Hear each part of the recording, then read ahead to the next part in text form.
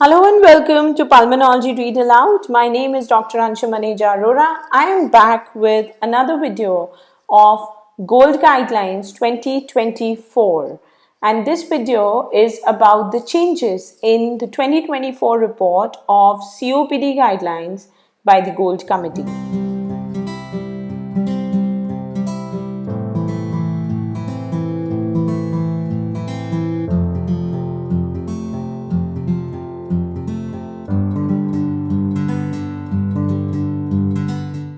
We all know that on 24th October 2023, a revision to the annual Gold Guidelines was released. On 14 November 2022, we already had a 2023 report, and I have a video which detailed the changes in the 2023 report and detailed how the major changes in the assessment of COPD were undertaken. So this video is going to be about what all has been added in 2024. Also, do not fret because the 2023 report hasn't changed much and most of it still remains the same. To see my previous video on the Gold 2023, please click the link above. So in the 2024 Gold report, there have been minor changes only. They have included more references, they have hyperlinked some PubMed links, and they have also tried to make the report more concise by combining chapters.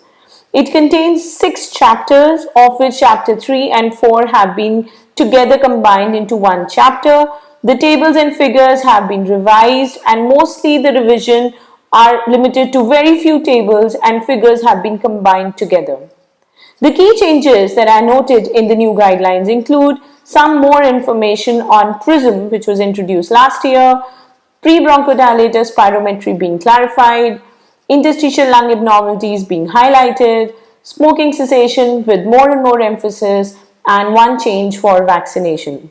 So let's understand what are the changes in Chapter 1. The definition of COPD remains the same as 2023.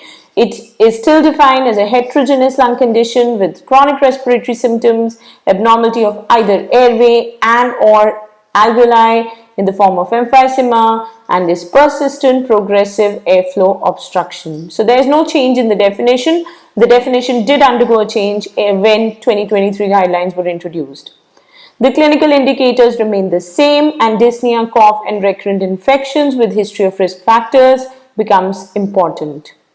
Also, they have still retained the FEV1 trajectories over the life course, and this slide is really important because it tells us that by the time our lung matures at the age of 25, if there is an early insult to the lung, the patient may not be able to catch up with a complete lung growth, and he may have a decline growth, and he may have an accelerated decline as compared to a person who had a normal lung growth. So childhood plays a very important role, and probably history of childhood infections and risk factors is as important as the history of tobacco consumption. Now, considering the first change, the Prism concept was introduced last year. It was a new concept where it was defined as patients who will have preserved ratio in spirometry. So they will not meet the Gold guideline recommendation of FEV1 on FVC less than 70%, but they will have an impaired spirometry. So this was termed as a particular phenotype where there is an increased risk of developing airflow obstruction over time, and this could be the patients which need more monitoring and prevention. The post-bronchodilator values in such patients could have been higher, and so this group of patients may be confusing. So the Gold guidelines did mention that there's a need of more RCTs and more trials to establish the Prism phenotype, and all patients who have a pre-COPD kind of state must be treated. So this time the new thing is that they have added a little bit more information about this. They've updated that Prism is an unstable phenotype. You expect them to either turn normal or to worsen over time. So you may have to repeat their spirometry. They still call out for more and more trials to see this group of patients. They also acknowledge that almost 20 to 30% Prism patients transition to obstructed spirometry over time. And despite the body of literature on Prism is increasing, there's still huge knowledge gaps in relation to the pathogenesis and treatment of this group. But there are certain predictors of transition, which include a lower baseline lung function capacity, higher age, smoking, female patients, and a longer forced expiratory time, which could be the patients where we expect more transition and they could be followed more closely. The taxonomy or the etiotypes for COPD has been retained, with COPD G for genetic, D for developmental, C for cigarette smoking, P for pollution biomass, COPD I due to infection, COPD A in asthma, and COPD U for unknown cause has been retained. The chapter 2 on diagnosis and assessment still continues to be the same diagnostic criteria, that symptoms with exposure, risk factors, but for spirometric post-bronchodilator FEV1, FVC less than 0.7 should be mandatory to establish a diagnosis of COPD. And the risk factors, importantly, are although predominantly smoking, but we have to look into the other non-smoking risk factors also in all of our patients. Just like in the 2023 guidelines, COPD screening has been given some importance, and they've mentioned that if your patient is asymptomatic with no risk factor, you may not screen them. So probably screening for COPD on a mass level in health check camps may not be advisable. But if your patient is symptomatic, has risk factors, we must do a spirometry, and we must also find out novel screening approaches. What they have also added this time is about pre-bronchodilator spirometry, and it has been mentioned that although post-bronchodilator is diagnostic, the pre-bronchodilator spirometry can be used as an initial test to investigate whether you require a bronchodilator maneuver and whether this patient may have airflow obstruction. So you do not do post-bronchodilator for everyone. You may do just a pre-bronchodilator level. If it's normal, if the ratio is okay, you do not go ahead unless you have a very high clinical suspicion and you may want to do it. And also you can repeat spirometry for your patients again. And however, if the pre-one shows obstruction, diagnosis confirmation with post-BDR is essential. In the screening, what's important is that they have really emphasized the point that in the US, the Preventative Service Task Force recommends against screening of COPD in asymptomatic adults, but this excludes patients who may have risk factors. So they want us to screen patients in the targeted population only, and also utilize annual low-dose CT imaging of the chest, which was done for patients to rule out lung cancer, to utilize that opportunity to co-screen patients for COPD. So if we are screening a patient for cancer by LDCT, we should also co-screen the patient for COPD by using a spirometry. And also remember that CT plays an important role because certain incidental lung abnormalities may be detected in a CT which point towards COPD. So talking about incidental lung abnormalities, we had recently had papers in ILD on interstitial lung abnormalities. That means changes of fibrosis, but the patient not being symptomatic. So similar way, there are certain changes, subtle changes of parenchymal inflammation, which we may detect incidentally. If we detect features like emphysema, air trapping, mucus plugging, it raises suspicion of COPD, and then you should really do a COPD diagnostic test to rule that out. The rest of the assessment in terms of gold grades remains same. We still have gold 1, 2, 3, 4 in this year's report also. Patients with post-bronchodilator ratio less than 0.7, mild would be FEV1 more than 80, moderate 50 to 80, severe less than 30 to 50, and very severe less than 30% FEV1 of predicted. They still emphasize on the CAT assessment score, which really puts forth the point that symptoms are very important. So is the spirometry, and so is the exacerbation. So the ABE assessment tool is retained. Last year, the C and D were combined to give E to highlight the point that if patients have more exacerbations, they're more risk of worsening. So to put forth that the same thing will still apply this year. The ABE assessment score, along with spirometry values, along with symptom CAT score, should be a complete assessment of a COPD patient. Chapter 3 on prevention and management is mostly same.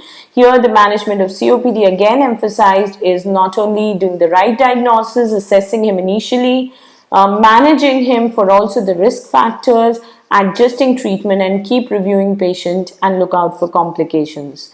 They have added certain text on smoking cessation, and they have highlighted that there is a very good evidence that smoking cessation intervention should be actually pursued in all people with COPD, and also if it's a non-smoker COPD, if it's pollution or biomass related, interventions for that must be done.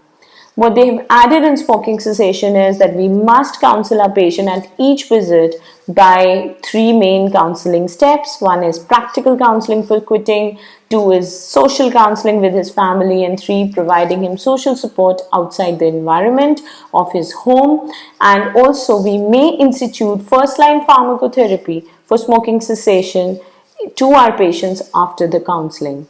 So, treating tobacco use has been given a lot of emphasis in this new paper, and they've mentioned that at least one of the initial nicotine replacement methods or pharmacotherapies for tobacco dependence can be added, and because they are effective and they will lead to overall better effective treatments and outcomes. So, clinicians must offer these to their patients.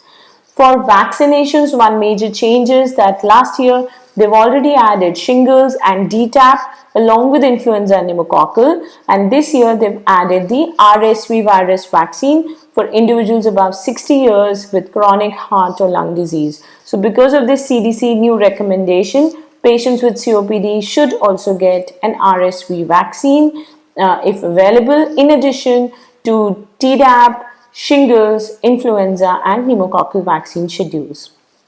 Very categorically, this guideline report makes a statement on asthma and COPD and specifically mentions that there is no longer need to refer to the term ACO or asthma COPD overlap.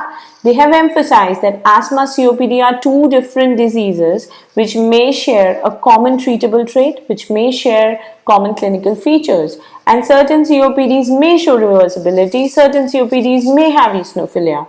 So having said that, they may coexist in the same individual, but if your patient has features of asthma and COPD, we should preferentially follow the asthma pharmacotherapy algorithm. The initial pharmacological treatment remains the same in this guideline. The group A, B and E, starting with single inhaler therapy of bronchodilator for patient who doesn't have much symptoms, doesn't have much exacerbations, adding another inhaler to improve adherence, to improve the outcomes in case your patient has more symptoms such as a LABA and a LAMA. From LAMA monotherapy, we could go to LABA and LAMA. And in the group E, which has more exacerbations, you may give a higher dose of LABA-LAMA. Or if your patient has eosinophilia more than 300, you can consider a LABA-LAMA ICS, or your patient is of the frequent exacerbating phenotype. The management cycle is important, and reviewing, assessing, adjusting treatment is as important as starting it. The follow-up pharmacological treatment, which was introduced last year, was a very well-laid treatment protocol wherein they divided the patient based on the phenotype.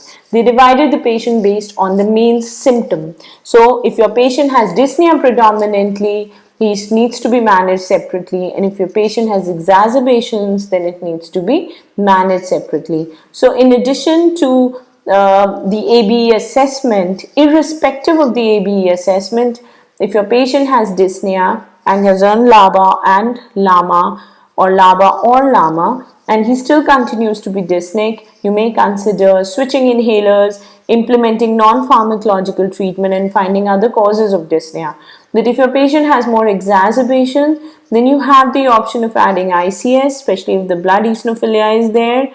But if the blood eosinophilia is not there, then there is no role of adding ICS. You may consider PDE4 inhibitors, especially if he's of the chronic bronchitis type. or add macrolides over a year, intermittent courses, so that the patient has lesser exacerbation. So this is a very beautiful chart which has been maintained from the 2023 guideline report. Also, they have again and again every time laid emphasis on the fact that the inhaler technique really matters. So an informed decision with the patient is a must, as we all do, and inhaler technique and adherence must be assured before you step up the treatment. In the non-pharmacological treatment of COPD, two groups have been divided. The asymptomatics is the group A and group B and E together. So in all patients, smoking cessation is very important, and in all other patients who are symptomatic, pulmonary rehab is important. So we cannot forget pulmonary rehab, whether he has less exacerbations or more, and smoking cessations for everyone, including the vaccinations. In the follow-up treatment, again depending on his predominant symptom, the predominant treatable trait, we can target which patient would require which intervention. The treatable trait strategy is coming up in a big way in both asthma and COPD, and it must be utilized. Oxygen therapy and ventilatory support table remains the same, and LTOT does improve survival in patients with hypoxemia and may bring about mortality benefits also. The prescription of oxygen has to be precise, with the same indications being given in this guideline, which are arterial hypoxia less than 55 PaO2 or SaO2 less than 88, or PaO2 more than 55 less than 60, but right heart failure erythrocytosis. You give oxygen, you titrate it to keep the saturation just above 90%, you recheck it and re-establish whether he needs the oxygen or not. The evidence supporting reduction in mortality comes with only one pharmacotherapeutic agent, which is triple therapy, which has been shown in our cities to reduce mortality. But a lot of non-pharmacological therapies, including smoking cessation, pulmonary rehab, LTOT, NIV, and lung volume reduction surgery, have been shown to show a treatment effect on mortality, and so we must not forget these components. They have combined the table which mentioned the maintenance medications in COPD. This looks a bit cluttered, but it's the same table with combined in all one. So we have beta agonists as options, anticholinergics as option, combination SABA-SAMA, LABA-LAMA. We have methylxanthines available. We have LABA and ICS available. We have triple therapy, in which I like to mention, they've mentioned vilantrol, fluticasone, and meclidinium, formoterol beclomethasone glycopyrronium, and formoterol budesonide glycopyrrolate, along with PDE4 inhibitors and mucolytics. So PEP therapy, mucolytics, they also can be used in certain patients who require them. As far as bronchodilators are concerned, the table is same, but two tables have been combined together, and the best evidence is for inhaled bronchodilators in COPD. They are recommended over oral. Regular or as needed SABA-SAMA can be added. Combination SABA-SAMA is better than individual, but LABA-LAMAs are preferred over SABAs for better treatment. LABA and LAMAs, we know, improve lung function, dyspnea, and health status, of which LAMAs are more important in COPDs for exacerbation reduction. Whenever you initiate treatment with a LABA, the preferred choice would be combination of LABA and LAMA in a COPD patient, and combination with LABA-LAMA increases the lung function and symptom reduction. Combination also reduces exacerbation. You can give triple therapy also as a single inhaler or open triple therapy, but single inhaler is much more convenient. And since theophylline just exerts a modest effect, there may not be too much role of it. This is evidence B. Coming to the anti-inflammatory therapy, inhaled corticosteroids, we all know in the form of triple inhaled therapy, LABA-LAMA ICS have been shown to have mortality benefit, exacerbation benefit, but the right patient population needs to be started on triple therapy. This is when ICS combined with the LABA is more effective. Oral glucocorticoids, we try to reduce its use because of severe side effects. PDE4 inhibitors in chronic bronchitis and severe to very severe COPD with exacerbations. Antibiotics, long-term azithromycin over a year, preferentially smokers or patients with exacerbations despite appropriate therapy, you can give azithromycin. Mucoregulators can be added and other anti-inflammatory can be included. When do we initiate ICS treatment? The guidelines strongly favor ICS treatment for patients with hospitalization, more than 2 exacerbations, eosinophilia more than 300, and or concomitant asthma. This is the same as in 2023 and is a very beautiful table of when to use and when not to use ICS. Amongst the other agents, the table is new. It's just a combination of the data that was presented last year. We can have alpha-1 antitrypsin augmentation therapy in the right population, antitussives, vasodilators, opioids, and pulmonary hypertension therapy. All of them have evidence B and evidence C, so they may be additive. Pulmonary rehab has time and again been stressed, and it's indicated in all patients of COPD because it improves not only the health status, the dyspnea, and also reduces the hospitalization. So the major impact has been on advocating pulmonary rehab for everyone. The table is same for surgical and bronchoscopic interventions as last year. They also have retained the surgical interventional therapy table for advanced emphysema as in the 2023 guidelines. They also added a same table which mentioned the individual patient population where these surgeries may help, like the LVRS, bulectomy, transplant, the bronchoscopic interventions, and the interventions which are under study such as rheoplasty and targeted lung denervation technology. Chapter 4 on exacerbations is same as in the last guidelines. They've mentioned the list of confounders or differentials for an exacerbation. It's a beautiful list which mentions the most frequent confounders and the less frequent confounders, the most frequent being pneumonia, pulmonary embolism, and heart failure. They've also retained the table on classification of severity of exacerbations, where you must confirm the ECOPD or exacerbation diagnosis and severity by looking at the dyspnea score, the vitals of the patient. In a mild case, in a moderate case, you may want to do the CRP, the resting saturations, obtain an ABG, and in a severe case, definitely we would do an ABG. And we consider differential diagnosis and then determine the etiology.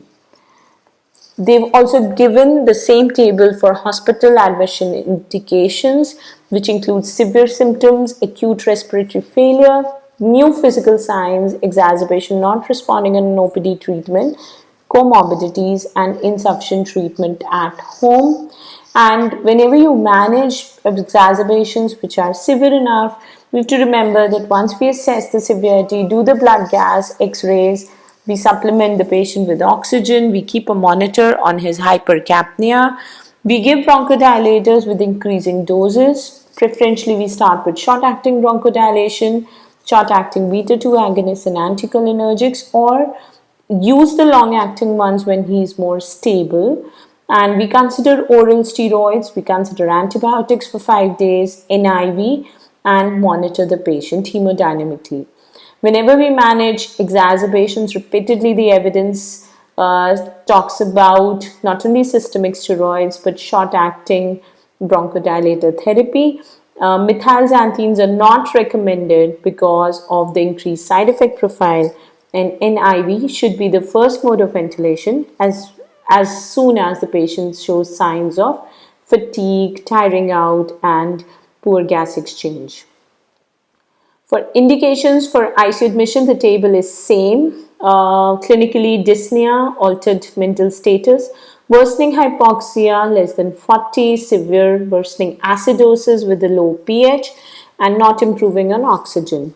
That will be, and failure on NIV would be our indication for an ICU, and we would first institute NIV for a patient.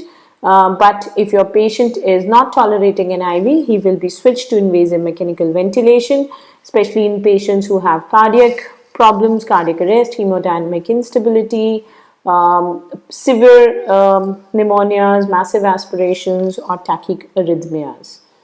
Interventions that reduce frequency of exacerbations have been mentioned in another figure, and of these, definitely the right kind of bronchodilation steroids when indicated, anti-inflammatory agents if indicated in chronic bronchitis, anti-infectives, mucoregulatory therapy, and others like vaccine rehab. So in a nutshell, this is basically how we can prevent COPD exacerbation. This table was there in 2023 as well.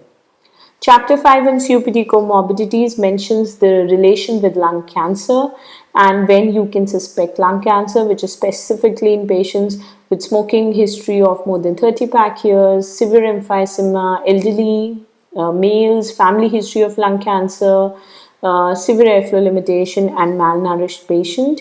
But other comorbidities like bronchiectasis overlap with obstructive sleep apnea, recurrent oral infections, diabetes, GRD, osteoporosis, anemia or polycythemia, patients' mental condition, frailty, and vitamin deficiencies. They are also important. So, in your follow ups, these have to be looked into. The last chapter is on COVID-19 COPD. It hasn't undergone any new change. They still maintain the table which talks about protective strategies that we do in all our patients with COVID-19, essential investigations and avoiding spirometry if not needed, pharmacotherapy, continuing unchanged inhaled corticosteroids for the patients if they are on it, and non-pharmacological therapies. And if your patient is on ARDS, then the management is according to the ARDS protocol. And for patients who have mild COVID-19, they can just continue their usual COPD maintenance treatment. The key points for COPD and proven COVID-19 is that just like all others, SARS-CoV-2 testing is important. If you suspect COVID-19, avoid spirometry, consider a CT sooner. There is more risk of pulmonary embolism in these patients. Do not do bronchoscopy till, really important. Look for co-infections, ensure adequate COPD pharmacotherapy, non-pharmacological therapy. Ask patients to have protection and use antivirals, steroids, immunomodulatory as and when needed, just like the regular population. The COPD follow-up checklist has been retained in this guideline. This is a beautiful checklist, and we can use it in our OPD because it is a wholesome way of managing and assessing a COPD. I would like to acknowledge that all of these slides have been taken from the 2024 teaching slide set, which is available for free download on the COPD Gold Guideline website. So that's it for today, folks. I wish you all happy reading. Please subscribe and like my channel and support it. And I'll see you soon with another update in pulmonology. Thank you and bye.